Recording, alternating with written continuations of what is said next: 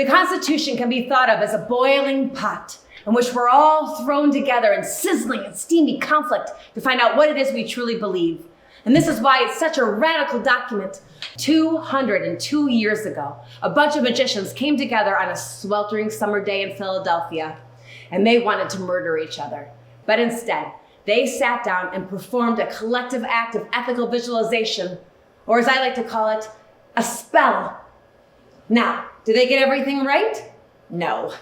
But that's what amendments are for, aren't they? Which is why, to conclude my speech, I would like to talk about the most magical and mysterious amendment of them all, Amendment 9. Amendment 9 says, the enumeration in the Constitution of certain rights shall not be construed to deny or disparage others retained by the people. Do you know what this means?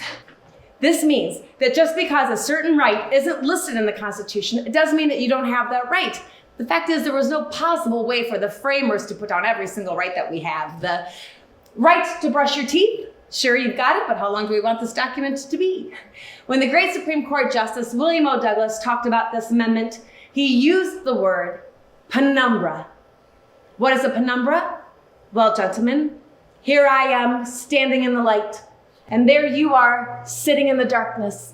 And this space between us, this space of partial illumination, this shadowy space right here, this is a penumbra.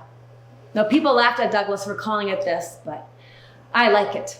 I think it's a helpful way for us to think about the Constitution and maybe even about our lives. Here we are, trapped between what we can see and what we can't. We are stuck in a penumbra.